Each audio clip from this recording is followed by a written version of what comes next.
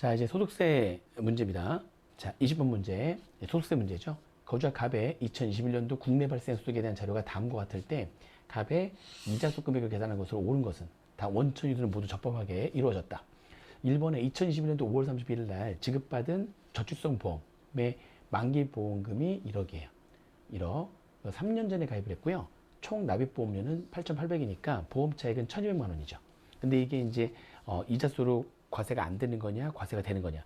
이자소로 과세가 안 되려면 셋 중에 하나면 되는 거잖아요. 종식령 연금보험은 만기 같은 거 따지지 않는데 종식령 연금보험이 아니면 만기가 10년, 최소한 10년 이상이어야지만 과세가 안 되는 이자속이 되는 거거든요. 보험 차익이. 근데 종식령 연금보험이 아니고 3년이니까 얘네들은 이자속으로 과세가 됩니다. 그죠? 보험 차익 1,200만 원은 이자속으로 과세가 되고, 이번에 계약의 해약으로 받은 배상금, 계약의 위반으로 인한 손해배상금은 기타 소득이죠. 이자속이 아닙니다. 3번, 내국법인이 2020년도 3월 1일 발행한 채권을 발행일에 취득한 후에 만기 전인 2021년도 2월 1일 날 중도에 매도함에 따른 매매차익이 4천만 원 발생했대요. 채권증권의 매매차익은 과세하지 않는 게 원칙이죠. 그런데 그 채권 보유기간에 이자 상당액이 있다면 걔는 이자소로 과세가 되는 거죠. 채권 보유기간 이자 상당액 1,000만 원 과세. 그 다음에 4번에 공익신탁에서 발생되는 이자는 비과세. 그죠? 5번에 2021년도에 초에 대여한 빙업대금의 원금, 빙업대금의 원금이 4천만 원이고 그에 대해서 발생한 이자가 400만 원이래요. 근데 채무자 파산, 회생 불능사유가 회수 불능사유가 발생을 한 거죠. 회수 불능사유가 발생을 하게 되면 회수한 날 비영업대금 이익을 이자소로 과세하되, 그때 회수는 원금부터 회수하는 걸로 해서 원금을 초과해서 회수하는 금액을 비영업대금 이익으로 하는 거죠. 그래서 이 회수 불능사유가 발생해가지고 4,200만 원만 회수를 했다면 원금부터 먼저 회수하는 걸로 하고 원금을 초과하는 금액인 200만 원을 비영업대금 이익으로 인한 이자속으로 하는 겁니다. 그러면 이자 소득 금액은 1번에서 1,200만 원, 3번에서 1,000만 원, 5번에서 200만 원 해가지고요. 좀 더 합하게 되면 2,400만 원. 1번이 답이 되겠네요. 그죠? 자, 21번 문제입니다. 다음 중 기타소로 과세되는 것이 아닌 것은 이랬는데, 1번에 저작자가 저작권의 양도 또는 사용의 대가로 받는 금품이래요. 저작자가 저작권을 양도하거나 저작권을 사용하게 하고 받는 금품은 사업속으로 과세가 되는 거죠. 기타 속으로 과세가 안 되는 거 1번이네요. 이건 사업속이니까. 답은 1번이고, 2번에 노동조합의 전임자가 노동조합 및 노동관계 조정법을 위반해서 사용자로부터 받은 급여는 이거는 기타 속 맞죠. 퇴직 전에 부여받은 주식 매수 선택권을 퇴직 후에 행사하거나 고용관계 없이 주식 매수 선택권을 부여받아 이를 행사함으로써 얻은 이익. 기타 소득. 회사를 다니는 중에 행사한 게 아니죠. 회사를 다니지 않는 상태에서 주식 매수 선택권을 행사해서 이익이 발생하면 기타 소득 되는 거 맞죠. 4번에 발명진흥법에 따라서 종업원 또는 대학의 교직원이 퇴직한 후에 직을 받거나 소속대학과 고용관계가 없는 학생이 직무발명 보상금을 받은 거예요. 500만 원까지는 비과세 되는 거니까 500만 원 초과하는 소득은 기타 소득 과세되는 거 맞죠. 5번에 이게 이번에 올해 개정된 내용인데, 서나 골동품의 양도소득, 선호골동 양도소득 개당 6천만 원 이상인 거고, 양도일 현재 생존해 있는 국내 원작자 작품이 아니어야 되고 요건을 다 충족해야지만 되죠. 그러면 서나 골동품의 양도소득은 기타 소득으로 과세가 됩니다. 근데 문제는 이게 이제 올해 좀 명확하게 됐어요. 이 서나 골동품의 양도소득을 계속적이고 반복적으로 이 소득이 발생했다 할지라도 원래 계속적이고 반복적인 소득이라면 사업소득이 돼야 되는 건데, 서나 골동품의 양도로 인한 소득이 계속적이고 반복적이라 할지라도 이거는 사업장 등을 갖추고 있지 않고 또는 서화 등의 거래 목적으로 사업자 등록을 하지 않았다면, 그죠? 사업자 등을 갖추지 않고 서화 등의 거래 목적으로 사업자 등록을 하지 않은 거라면 아무리 계속적이고 반복적으로 발생하는 걸 할지라도 기타 소득을 하겠다는 겁니다.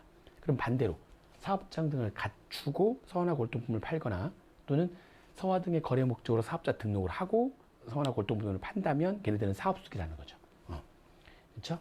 그래서 이것만 없다면 사업장 등을 갖추지 않고 그 다음에 사업자 등록을 하지 않았다면 아무리 계속적이고 반복적인 서화나 골동품의 양도소득이라 할지라도 기타 소득이 된다는 겁니다. 올해 개정된 사항이니까 이렇게 확인해 주시면 되겠죠. 그 다음에 22번 문제는 문제 봐보세요. 22번 문제는 문제가 벌써 어마어마하잖아요. 양이. 그죠? 그래서 걔네들은 있고 25번 문제는 넘어갑니다. 넘어가고요. 23번 문제. 23번 문제에 문제 오류가 좀 있어요. 문제 오류가 있어가지고 우리 오류를 좀 수정하면서 문제를 풀겠습니다. 문제 뭐 집어넣을 때 좀 정신이 나갔었나 봐요. 23번에 다음은 2020년도 1월 1일 날 중에서 A에 입사한 생산직 근로자인 거주자 갑의 2021년도 급여 내역이다. 갑의 2021년도 기속 총 급여액을 계산한 것으로 옳은 것은 단 갑의 직전 과세기 한 총 급여액은 2,400만 원이다.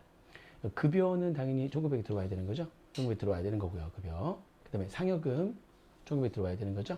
자가운전 보조금은 갑 소유의 차량을 업무 수행에 이용하고 시내 출장 등에 소요된 실제 여비를 지급받는 대신에 자가운전 보조금 받은 거기 때문에 월 20만 원까지는 실비 변상 손질의 급여로서 비과세가 되죠.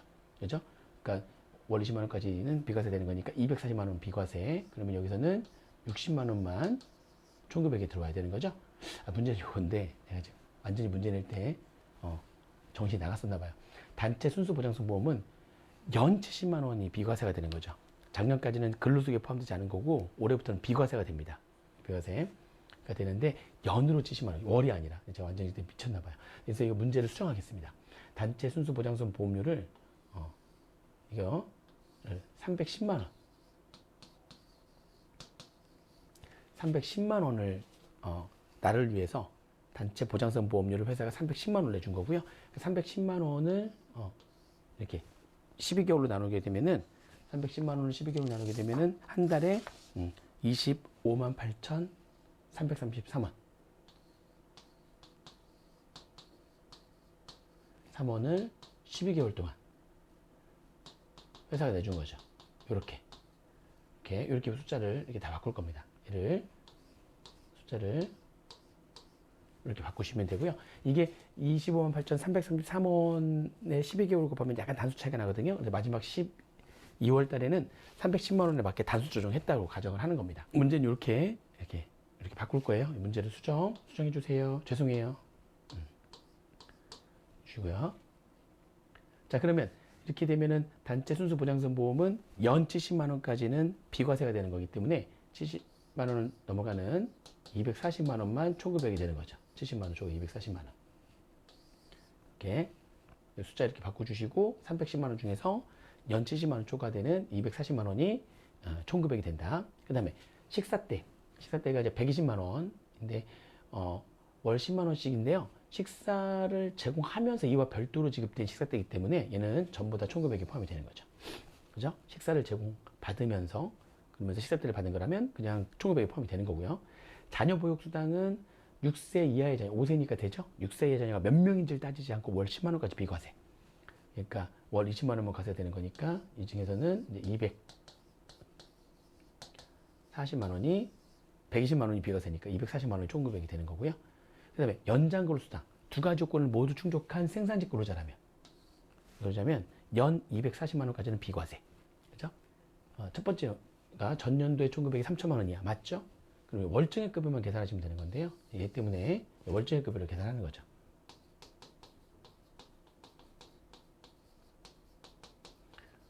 자, 월정액 급여를 계산할 때는 매월마다 정기적으로 수령한 금액들을 전부 다 합산을 합니다. 매월마다. 급여는 매월마다 받은 거죠. 100만 원. 그 다음에 상여금은 부정기적인 거니까 이거 매월마다 받은 거 자가운전 보조금 있죠. 월 25만 원. 그죠? 그 다음에 단체 순수보장성 보험은 이렇게 문제 바꿨죠. 매월 25만 8,333원. 그 다음에 식사 때 매월마다 10만 원씩 받았죠. 그리고 자녀 보육수당도 매월마다 30만 원씩 받았죠. 그래서 월정액 급여는 매월마다 정기적으로 수령하는 금액을 전부 다 합산한 다음에 그 중에 다음에 것들 있으면 빼는 겁니다. 이 매월마다 정기적으로 수령하는 금액 여기 안에 초과근로수당, 지금 우리가 초과근로수당을 과세할 건지 비과세할 건지를 지금 따지려고 요거 지금 정리하는 거기 때문에 자기 자신은 빠져요. 여기 안에 초과근로수당이 있느냐, 초과근로수당이 지금 빼는 거고요. 또 이 안에 실비 변상 성질의 급여가 있느냐,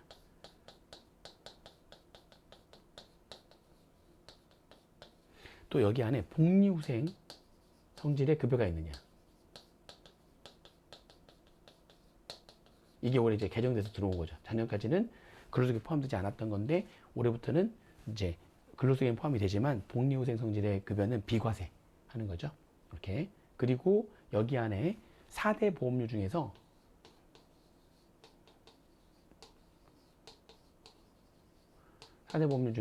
회사가 부담하는 금액이 있느냐. 이 금액 안에 얘네들이 있으면 빼는 거죠. 그 뺀 금액이 월정액급여가 되고, 그 월정액급여가 210만 원 이하면, 월정액급여가 210만 원 이하면은, 그러면 요건을 추가하게 되는 거죠. 여기 안에 초과로 수당 없고요. 지금. 그렇죠? 그럼 여기 안에 실비변상제의 급여가 있죠. 이 안에 실비변상제의 급여는 자가운전 보조금 중에서 월 20만 원까지. 그렇죠? 여기 20만 원. 그 다음에 복리후생성질의 급여 있죠. 그죠? 이제 단체 순수 보장성 보험 연치 10만 원. 연치 10만 원이니까 복리후생성질의 급여는 연치 10만 원이니까 한 달 12개월 나누면은 한 달에 58,333원. 이렇게 연으로 돼 있어 가지고 이게 지금 실제로는 아직 어떻게 처리할지는 안 나왔어요. 근데 연으로 70만 원이니까 월정액급여 계산할 때는 개월로 해야 되는 거니까 매달 내는 거라면 매달 정기적으로 내는 거라면 12개월로 나눠가지고 58,333원으로 이렇게 빼야 될 것 같습니다. 그렇게 해서 문제를 구성했는데 낼 때 정신이 나와가지고 헛짓을 한 거예요. 수정해 주시고 아무튼 복리후생성질 단체 보장성 보험료의 경우에는 연치 10만 원이 복리후생성질의 비과세가 되는 급여가 되는 거니까 그거를 12개월로 나눠가지고 한 달에 58,333원. 4대 보험료 중에서 회사 부담분은 여기 문제 없죠. 그래서 월정액급여 계산하려면은 이 전부 다 합한 금액에서 요거 20만 원과 58,333원을 빼게 되니까 월정액급여가 165만 원이 나오는 거네요. 이렇게 월정액급여 165만 원 이렇게 나오는 겁니다. 됐죠? 그래서 월정액급여 210만 원 이하, 직전연도 1,900, 3천만 원 이하 요건을 충족한 생산직 근로자이기 때문에 연장 근로수당은 240만 원까지 비과세가 되는 거라서 1,900에 포함되지 않습니다. 1,900은 그러면 1,200만 원, 400만 원, 자가운전 보조금에서 60만 원. 그리고 여기 숫자 바꿔가지고요. 단체 순수 보장성 보험에서는 310만 원에서 70만 원 뺀 240만 원. 식사 때 120만 원, 자녀 보육 수당 240만 원. 전부 다 합하게 되면은 총 금액은 2,260만 원. 답은 여기 2번이 되겠습니다. 이제 문제 이렇게 수정해 주세요. 죄송해요. 오류가 났습니다. 24번 문제. 자, 소득세법상 소득금액 계산의 특례에 관한 설명으로 옳은 것은? 자, 1번. 거주자 1인과 특수한 개인이 공동사업자에 포함되어 있는 경우로서 손익분배 비율을 거짓으로 정하는 등의 사유가 있는 경우에는, 그러면 이게 지금 공동사업 합산과세를 하겠다는 거거든요. 거주자 한 명하고 특수한 개인이 공동사업자에 포함되어 있고 손익분배 비율이 거짓으로 정해져 있고, 그러면은 그 특수한 개인과 그 주된 공사업자의 소득금액은 주된 공사업자에게 합해가지고 합산해서 과세가 되는 거죠. 그렇게 사유가 있는 경우에는 손익분배 비율에 따른 소득분배 규정에 따라 소득금액을 산정한 게 아닙니다.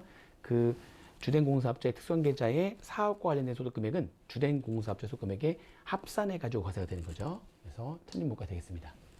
2번, 대통령령으로 정하는 중소기업을 영위하는 거주자는 사업소득에서 결손금이 발생되는 경우에, 사업소득에서 결손이 발생하는 경우에 종합소득금액이 있더라도 여기에서 이를 공제하는 대신에 직전 과세 기한으로 소급 공제, 아니, 이게 틀렸죠. 사업소득에서 결손이 발생하죠. 일반적인 사업에서 결손이 발생하게 되면 해당 사업연도에 다른 종합소득금에서 공제하고, 그리고 남은 결손금, 걔를 2월 결손금이라고 하거든요. 그죠? 그 2월 결손금을 이제 2월 할지 소급 공제할지 선택하는 겁니다. 그죠? 종합소득금액에서 공제하는 대신에 소급 공제하는 게 아니라 일단 해당 연도에 종합소득금액에서 먼저 공제를 하고, 그리고 남은 금액에 대해서 2월 공제할 건지 소급 공제할 건지를 선택하는 겁니다. 틀린 문구가 되겠죠. 3번, 거주자가 채권을 내국법인에게 매도하는 경우에는, 거주자가 채권을 내국법인한테 매도하는 경우에는 채권을 매도하는 거주자가 자신의 보유기간 이자 등의 상당액을 이자속으로 봐서 소득세를 원천인수한다. 채권의 중도매매 시에 원천인수 의무자에 대한 얘기죠. 채권 중도매매 시에 원천인수 의무자는요, 채권 중도에 매도하는 자가 누구냐, 채권을 중도에 매수하는 자가 누구냐, 이렇게 둘로 나눠져가지고 그때 이제 원천인수 의무자가 지금 누구냐, 누가 원천인수하는 거냐, 이런 얘기죠. 이렇게. 매도자가 법인일 수도 있고 매도자가 개인일 수도 있죠. 그때 매수자가 법인일 수도 있고 개인일 수도 있고, 그죠?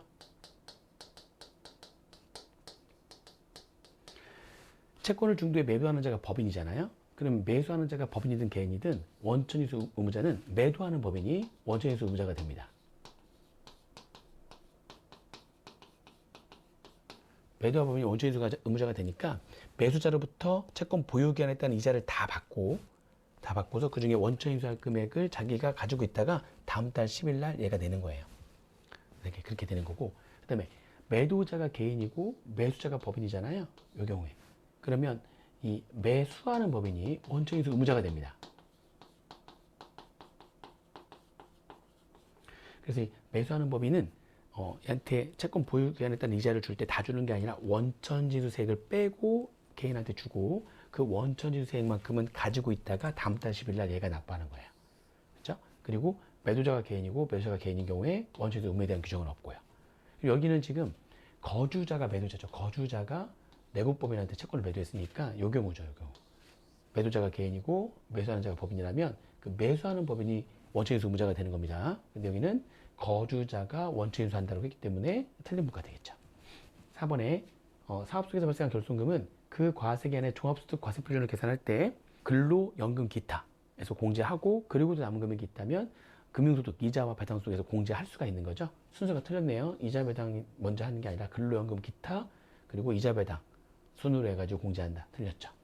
5번에 공동사업 합산과세 규정에 따라 특수관계인의 소득금액이 주된 공동사업자에게 합산과세되는 경우에 그 합산과세되는 소득금액에 대하여 주된 공동사업자의 특수관계인은 자신의 손익분배 비율에 해당하는 그의 소득금액을 한도로 주된 공사업자와 연대하여 납세물을 진다. 이거 아까 문제 풀 때 한번 국기법 문제 풀 때 나왔던 얘기죠. 공동사업 합산과세가 되면 그 주된 공사업자의 특수관계인은 그 자신의 손익분배비율에 해당하는 그의 소득금액을 한도로 해서 주된 공사업자와 연대해서 납세물을 지는 겁니다. 이제 25번 문제입니다. 25번 문제. 연금소득 및 퇴직소득에 관한 설명으로 옳지 않은 것은 1번 공적연금관련법에 따라 받는 일시금은 퇴직소득으로 과세한다. 공적연금을 연금 형태로 받으면 연금소득, 공적연금을 일시금 형태로 받으면 퇴직소득으로 과세가 되는 겁니다. 맞는 얘기죠. 1번. 2번에 종업원이 임원이 된 경우에 퇴직급여를 실제로 받지 않냐면 원래 종업원이 임원이 되면 현실적인 퇴직이에요. 원칙적으로. 근데 그때 종업원이 임원이 됐는데 그때 퇴직금을 받지 않으면 그러면 현실적 퇴직을 보지 않습니다. 나중에 임원인 상태에서 퇴직했을 때 한꺼번에 퇴직소득 받게 할 수도 있다는 거죠. 선택에 따라서. 종업원이 임원이 된 경우는 원래는 현실적 퇴직인데 그때 퇴직급여를 실제로 받지 않았어? 그러면 퇴직으로 보지 않을 수 있습니다. 네, 맞는 얘기. 3번 퇴직소득이 퇴직일년제 연금계좌에 있거나 연금계좌로 지급되는 경우 또는 퇴직하여 지급받는 날부터 60일 이내에 연금계좌에 입금되는 경우에 아무튼 그러니까 연금계좌에 지금 회사로부터 받은 퇴직금이 연금계좌에 이렇게 들어오는 거죠. 그러면 우리가 이연퇴직소득 이라고 해가지고 이건 나중에 여기서 이제 수령을 하게 되면 연금에 수령을 했어? 인출을 하게 되면 연금에 수령했다면 연금에 수령했으면 그 연금에 수령한 그 금액에 대한 그 이연퇴직 소득에 대한 이연퇴직 소득세를 원천인수하면 되는 거죠. 나중에 인출했을 때 인출하는 금액에 해당되는 이연퇴직 소득세를 원천인수하면 되는 거고요. 여기에 나중에 모든 요건을 쪼개가지고 연금 수령이 됐을 때는 그 인출하는 금액에 해당되는 이연퇴직 소득세의 60% 또는 70%를 원천인수하는 거죠. 10년까지는 70%, 10년 초과하면은 60% 원천인수하는 거죠. 지금 여기 보면은 퇴직금이 연금계좌에 지금 들어왔다가 나중에 연금 매수령했네요. 연금 매수령이 되면 그 이연퇴직 소득세를 인출하는 금액에 해당되는 이연퇴직 소득세를 원천 인수하면 되는데 비과세한다라고 했기 때문에 틀린 문구가 되겠습니다. 답은 3번이네요. 그죠? 4번에 연금계좌 세액공제를 받은 연금계좌 납입액과 연금계좌의 운용 실적에 따라 증가된 금액을 그 소득의 성격에도 불구하고 연금에 수령하면은 기타 소득을 한다. 그렇죠? 요게 이제 그 우리가 공부했을 때 연금계좌에서 C라고 분류했죠. C. 자기가 불입한 금액 중에서 공제된 금액과 연금계좌 운용으로 해서 추가로 붙는 운용 수익 그 C 걔를 연금에 수령하게 되면 기타 소득이 되는 겁니다. 맞는 얘기 되는 거고 그 다음에 연금소득을 지급하는 자는 원천인수해 가지고 다음 달 10일까지 납부해야 된다. 맞는 얘기가 되겠습니다. 자, 26번 문제. 다음은 거주자 갑의 2021년도 종합소득에 관한 자료다. 갑의 2021년도 종합소득 산출세액을 계산한 것으로 옳은 것은 단 원천인수는 모두 적법하게 이루어졌으며 모든 금액은 원천인수세액을 차감하기 전의 금액이다. 산출세액 물어봤는데 일단은 가나다는 기본적으로 금융소득이 지금 나와 있죠. 가하고 가나다 이렇게 해서 금융소득 금액을 먼저 계산해야 되겠네요. 그렇죠? 금융소득 금액 계산하는데 상장 내고법인으로 받은 현금 배당 해가지고 법인 단계에서 법인세가 과세된 이익을 재원으로 해가지고 배당받은 거니까 그로스업 대상이죠. 그렇죠? 그 다음에 정기예금으로부터 받은 이자 조건부, 비영업대금 이익 조건부. 그러면 지금 금융소득 금액 계산하기 위한 총 수익 금액은 4천만 원이네요. 1,500, 1,500, 1,000. 그러면 따라서 금융소득 금액 바로 계산할 수 있겠죠? 금융소득 금액은 총수익 금액 4천만 원에다가 그죠? 그 다음에 그로스업 금액 2천만 원 초과되는 2천만 원과 꽃표시한 금액 그로스업 재생이 되는 배당 1,500만 원 중 작은 금액 1,500만 원에 11% 하게 되면 금융소득 금액이 나오는 거죠. 금융소득 금액 계산하시면 4,165만 원 된 거죠. 그러면은 이거 가지고 이제 종합소득 금액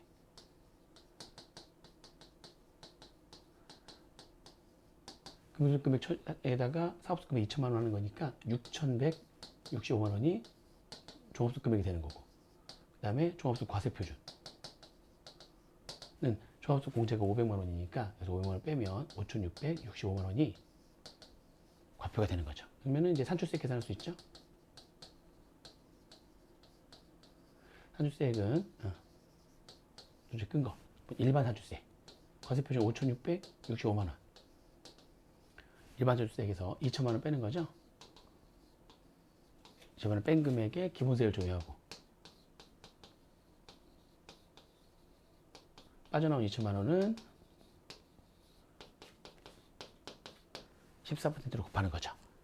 비교 산출세액 과세표준에서 모든 종합 금융소득 금액을 다 빼는 거죠. 거기다 기본세율 곱하면 되고요. 빠져나온 금액은 분리과세로 과세가 종결되는 것으로 가정하는 거기 때문에 그로스업을 제외합니다. 165만 원을 제외한 4천만 원에 대해서 원천인수세로 곱하는데 그 4천만 원 중에 비영업 대금액이 있다면 걔는 25% 하시고 비영업 대금액을 제외한 나머지 3천만 원은 14% 하면 되죠. 이렇게 해서 비교 산출세액 계산해서 일반 산출세액과 비교 산출세액 비교해가지고 둘 중에 큰 금액을 산출세액으로 하면 됩니다. 일반 산출세액 계산해 보시면은요, 그러니까 721만 7,500원 나오는 거고요. 그 다음에 비교 산출세액 계산해 보시면은요, 그러니까 787만 원 나옵니다.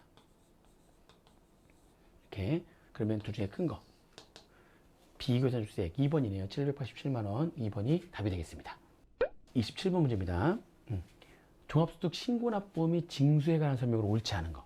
1번 부가가치세법상의 면세사업을 영위하는 사업자는 사업장 현황신고를 하여야 한다. 면세사업자는 사업장 현황신고 해야 되는 거고요. 2번 과세표준 확정신고를 해야 될 거주자가 출국하는 경우에는 출국일에 속하는 과세기한의 과세표준을 출국일 전날까지 신고한다. 맞죠?